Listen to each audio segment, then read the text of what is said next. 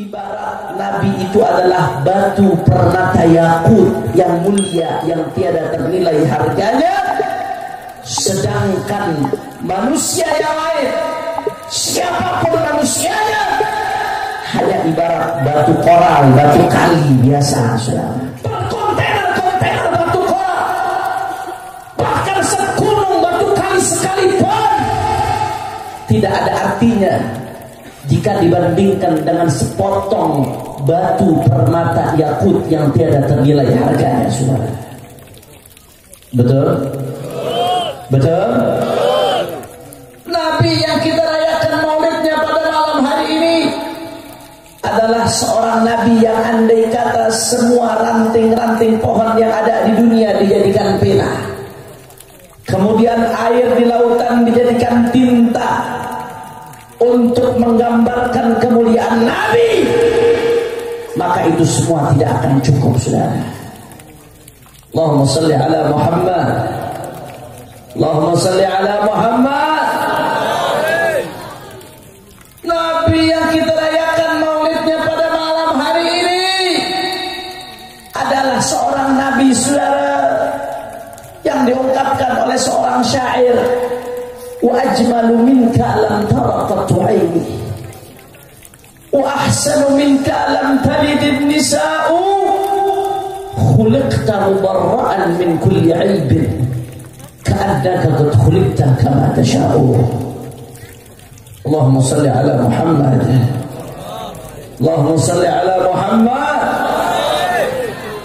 Wa ajmalu minka lam tara qattu aini. Ya Rasulullah, kok nggak ada yang jawab nih? Semakin kompak baca sholawat, semakin banyak rahmat yang turun pada malam hari ini. Amin. Amin. Sholawat itu gampang, Pak. Gampang, tapi pahalanya besar. Walakinnahu yahtaju ila taufiq. Kata Abu Yazid Muhammad ibn Ali al-Maliki, walaupun salawat itu gampang dan pahalanya besar, tapi yang bersalawat hanya orang-orang yang Allah pilih, saudara. Jangan sampai Anda termasuk orang-orang yang tidak Allah pilih ketika nama Nabi disebut tidak bersalawat kepada Rasulullah. Na'udzubillah min na'udzubillah min dzalik. Makanya diungkapkan dalam syair, wa ajmalu minka lam tara qattu aini. Ya Rasulullah, ya Rasulullah, mata ini ya Rasulullah tidak pernah melihat keindahan seperti keindahan ya Rasulullah. Bahkan semua keindahan yang ada di atas muka bumi semuanya bersumber dari keindahan baginda Nabi besar Muhammad sallallahu alaihi wasallam. Wa ahsanu minka lam talidin nisa'u. Ya Rasulullah, ya Rasulullah, perempuan manapun di atas muka bumi, mulai dari zaman Siti Hawa sampai di hari kiamat, tidak pernah dan tidak akan pernah melahirkan seseorang yang lebih mulia darimu ya Rasulullah. Bahkan engkau sendiri yang mengatakan ya Rasulullah, di dalam hadismu engkau mengatakan ana sayyidu waladi Adam wala fakhr. Adam wa man dunahu tahta liwa'i yaumil qiyamah. Nabi Muhammad mengatakan dalam hadisnya, sudah, ana sayyidu waladi Adam. Aku pemimpin anak cucu Adam. Siapapun mereka, aku pemimpinnya. Aku yang tertinggi, wala fakhr. Aku ungkapkan itu bukan untuk sombong-sombongan, bukan untuk takabur, bukan untuk kibria, tapi aku ungkapkan itu supaya kita sebagai umatnya tahu siapa nabinya, Nabi besar Muhammad. Adam wa man dunahu tahta liwa'i yaumil qiyamah. Kata Rasulullah, Pak, nanti di hari kiamat Nabi Adam dan semua nabi-nabi semuanya berada di bawah bendera baginda Nabi besar Muhammad. Mudah-mudahan kita semua dibangkitkan di bawah bendera Rasulullah. Amin ya rabbal. Khuliqta mubarra'an min kulli aibin. Ya Rasulullah, manusia siapapun dia pasti ada kekurangannya. Betul? Sepintar apapun orang pasti ada kekurangannya. Betul? Secerdas apapun orang pasti ada kekurangannya. Betul? Sehebat apapun orang pasti ada kekurangannya. Betul? Semua manusia pasti ada kekurangan. Illa anta ya Rasulullah, kecuali engkau ya Rasulullah. Khuliqta mubarra'an min kulli aibin. Engkau diciptakan tidak ada kekurangan ya Rasulullah. Engkau sempurna. Yang ada padamu hanya keindahan ya Rasulullah. Engkau berbeda ya Rasulullah. Jangan disama-samakan saudara. Kalau manusia lainnya begitu mengantuk, umumnya manusia akan menguap. Betul? Saya, Anda kalau mengantuk kita akan menguap. Itu normal manusia. Tapi beda dengan Nabi Muhammad. Nabi Muhammad, Pak Bu, perlu Anda ketahui, bagian dari kesempurnaan Rasulullah, mata ta'abaqatu. Semenjak Nabi lahir sampai beliau wafat, Rasulullah tidak pernah sekalipun menguap, saudara. Allahumma salli ala Muhammad. Oh, sampai di situ. Kalau kita umumnya manusia begitu kita tidur, maka mata kita tidur dan hati kita juga tidur, saudara. Betul? Betul? Buktinya kalau kita lagi tidur diajak ngobrol, paham atau tidak? Nggak paham. Kenapa? Karena hati kita ikut tidur. Tapi Nabi Muhammad beda. Nabi Muhammad beliau sendiri yang mengatakan, tanamu ainaya wa la yanamu qalbi. Mataku boleh tidur, kata Nabi, tapi hatiku tidak akan pernah tidur satu detik pun, saudara. Allahumma salli ala Muhammad.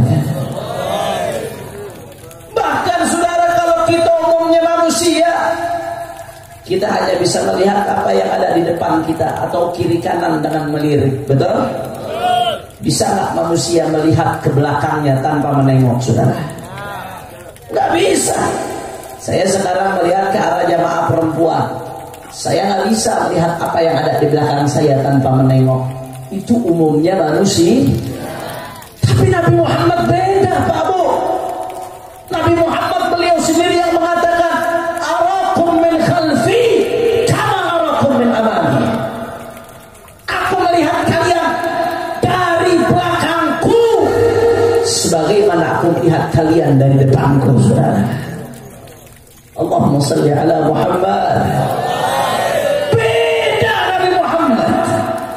Bahkan Pak Bu, yang lebih dahsyatnya lagi, kita umumnya manusia biasanya pasti pernah dihinggapi lalat, betul? Ada di sini yang dari kecil sampai besar belum pernah dihinggapi lalat sama sekali? Nggak ada, saudara. Umumnya manusia sebagus apapun rumahnya, sebersih apapun dia, pasti pernah dihinggapi lalat, saudara. Tapi Nabi Muhammad beda. Nabi Muhammad semenjak beliau lahir sampai beliau wafat, sudah tidak pernah sekalipun lalat hinggap di kulit beliau, saudara. Kenapa kok demikian? Karena al-kainat, alam semesta, semuanya tahu siapa Nabi Muhammad. Ini manusia suci, bukan manusia biasa. Termasuk lalat, Pak, tahu. Kalau pakai bahasa manusia, lalat itu tahu diri. Kata lalat, saya biasa hinggap di tempat kotor, sedangkan ini manusia suci. Aku tidak pantas untuk hinggap di kulitnya Rasulullah. Sampai lalat pun beradab, berakhlak kepada baginda Nabi besar Muhammad. Gak ada habis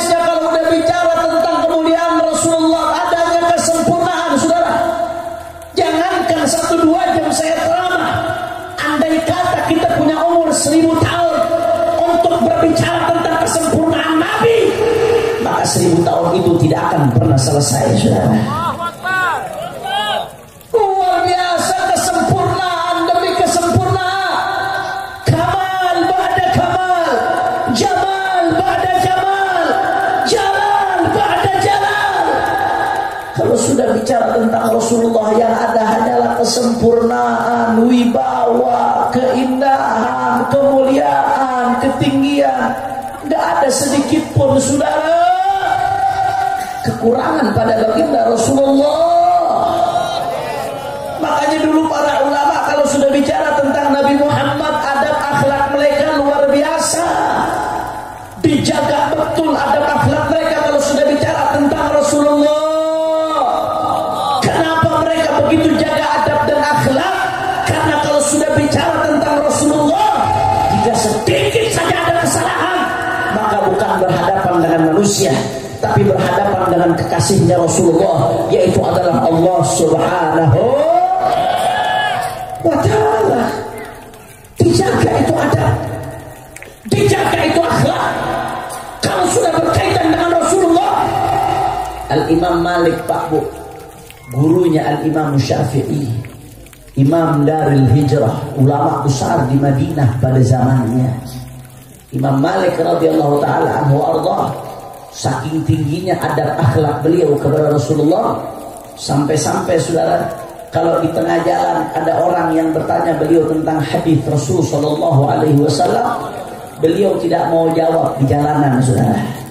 Kata beliau, tunggu, biarkan aku pulang, aku mandi terlebih dahulu, aku pakai pakaian aku yang paling bagus, aku pakai wangian aku yang paling mahal. Setelah beliau duduk dengan imamahnya, dengan jubahnya, dengan wudhunya, dengan sucinya, baru beliau mau bicara tentang hadis. Kenapa? Karena ini adalah hadisnya Rasulullah Sallallahu Alaihi Wasallam. Beliau jaga adab luar biasa. Al-Imam Malik sampai-sampai saking jaga adabnya, sampai-sampai saudara, beliau tinggal di Madinah, tapi kalau sudah buang kotoran, buang air, buang hajat, beliau keluar dulu dari kota Madinah, saking menghormati baginda Nabi besar Muhammad. Selama di Madinah beliau tidak berani pakai sendal. Tapi itu zaman dulu masih pasir di bawah. Kalau sekarang di halaman Masjid Nabawi nggak pakai sendal, pakai keramik, kaki melepuh, saudara. Beda zaman sekarang, jangan ikut-ikutan dengan zaman Al-Imam Malik radhiyallahu taala anhu.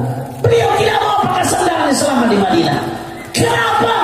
Saking adabnya, saking akhlaknya kepada baginda Nabi besar Muhammad. Beliau takut kaki beliau menginjak bekas yang diinjak oleh Rasulullah. Dijaga adab sama Rasulullah. Semua ulama mengajarkan kita adab dengan Rasulullah, termasuk ulama-ulama di Indonesia, para guru-guru kita, para masyayikh kita, para tuan-tuan guru, para kiai, para hadratus syekh. Mereka mengajarkan kita adab dan akhlak kepada baginda Nabi besar Muhammad. Di antara sekian banyak ulama yang berbicara tentang adab kepada Rasulullah, ada salah seorang ulama besar Indonesia, Pak Bu. Beliau pendiri Nahdlatul Ulama, seorang ulama besar, ulama panutan, yaitu Hadratus Syekh Kiai Haji Hashim Asy'ari. Mudah-mudahan kita dapat keberkahan beliau. Beliau punya kitab, judul kitab beliau Tanbihat Wajibat Liman Yasna'ul Maulid Bil Munkarat. Peringatan-peringatan yang wajib bagi mereka yang membuat maulid tapi dicampur dengan kemunkaran, saudara. Saya sebelum melanjutkan ceramah saya, sebelum kita ngaji kitabnya Kiai Hashim Asy'ari, ini udah jam berapa ini? Jam 12 kurang 10. Saya lihat kelihatannya udah banyak yang gak semangat ini. Kira-kira masih semangat atau tidak? Yakin? Ini kalau di Jakarta jam segini bencong baru keluar. Kalau orang Aceh kira-kira lanjut atau tidak? Orang Aceh besar lanjut atau tidak? Masih semangat? Betul? Udah malam. Lanjut. Udah banyak yang ngantuk. Lanjut. besok banyak yang sekolah. Libur. Lanjut.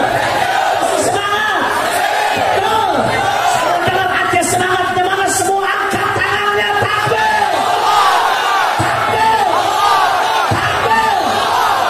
Sallu ala Nabi. Allahumma shalli wa sallim wa barik alaihi wa ala alihi. Saudara, di antara ulama yang mengajarkan tentang adab kita kepada Rasulullah adalah Kiai Haji Hasyim Asy'ari, pendiri Nahdlatul Ulama. Beliau punya kitab dengan judul Tanbihat Wajibat Liman Yasna'ul Maulid Bil Munkar. Peringatan-peringatan yang bersifat wajib bagi mereka yang mencampur adukan maulid dengan kemunkaran. Kenapa beliau bisa ngarang kitab ini, saudara? Karena beliau melihat di zaman beliau, di dulu zaman Kiai Hasyim Asy'ari, apalagi zaman sekarang. Di zaman Kiai Hasyim Asy'ari, beliau melihat ada orang-orang yang mengadakan Maulid Nabi. Maulid Nabi ini acara suci, betul? Karena tentang baginda Nabi besar Muhammad sallallahu alaihi wasallam. Maulid Nabi itu acara suci, tapi ada orang-orang yang mengadakan Maulid Nabi, kesuciannya dinodai dengan kemunkaran, saudara. Di antara contohnya apa yang disebutkan Kiai Hasyim Asy'ari, ada sebagian orang yang mengadakan Maulid Nabi, akan tetapi saudara, ikhtilat, campur aduk laki dengan perempuan duduknya. Saya mau tanya, yang seperti itu ada atau tidak? Ada atau tidak?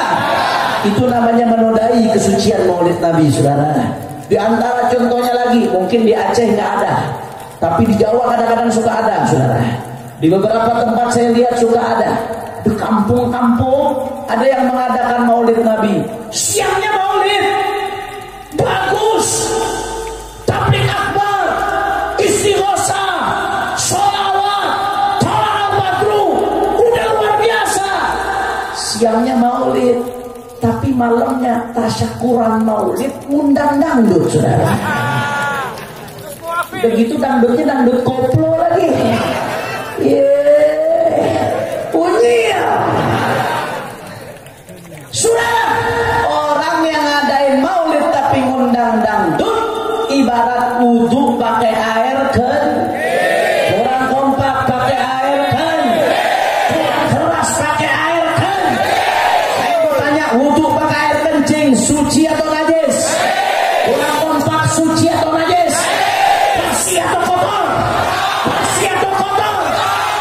Niatnya baik, mau wudhu tapi pakai air kencing, saudara. Yang tadinya pengen suci malah jadi yang pengen dapat pahala malah dapat dosa. Begitu juga ngadain Maulid, niatnya bagus, ngadain Maulid bergembira dengan kelahiran Nabi, tapi ngadain Maulidnya malah dengan cara-cara yang mengundang kemurkaan Allah Subhanahu wa taala. Na'udzubillah min. Oleh karena itu, saudara, karena sebab ada orang-orang, ada pihak-pihak yang mencampur adukan Maulid dengan kemungkaran, karena sebab ini akhirnya Kiai Hasyim Asy'ari mengarang kitab Tanbihat Wajibat Liman Yasna'ul Maulid Bil Munkar. Alhamdulillah.